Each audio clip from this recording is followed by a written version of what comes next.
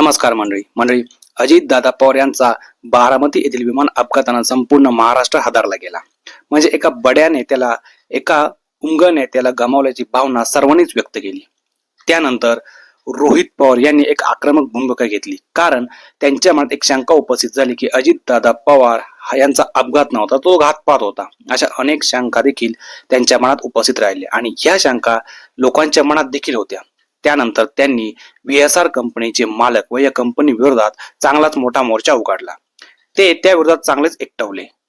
या कंपनीची विमानं म्हणजेच VSR कंपनीची विमानं सदोष आहेत, परंतु काही बडे राजकीय नेते आपल्या राज्यातील या कंपनीच्या मालकाला व या VSR कंपनीला वाचवण्याचा प्रयत्न करीत आहेत, असा आरोप रोहित पवार यांनी केला.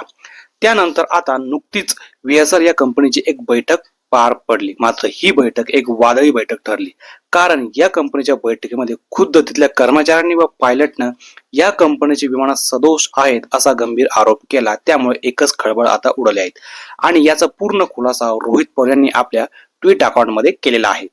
म्हणजे रोहित पवार यांनी आपल्या ट्विटमध्ये असे म्हटले आहे की अजितदादांच्या विमान अपघाताला कारणीभूत ठरलेले VSR कंपनीचे अनेक विमाने ही सदोष आहेत व ही उड्डाणासाठी अत्यंत धोकादायक असल्याचे खुद्द या एरोप्लेनचे पायलट व तिथले कर्मचाऱ्यांनी सांगितलेले आहेत. म्हणजे त्यांची जी काही बैठक पार पडली त्या बैठकीमध्ये खुद्द तिथले कर्मचाऱ्यांनी असं सांगितलंय की सर्व जी विमाने आहेत ही सदोष आहेत, त्यामुळे या विमानामध्ये बसण्याची देखील आम्हाला भीती वाटते, अपघाताची भीती वाटते.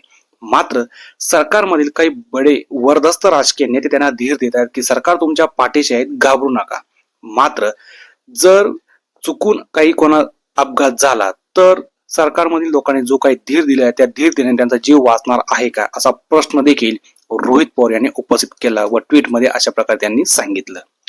तर मंडळी, तुम्हाला याबद्दल काय वाटतं? आपलं मत नक्की व्यक्त करा. व्हिडिओ आवडल्यास लाईक, शेअर आणि कमेंट करायला अजिबात विसरू नका. धन्यवाद.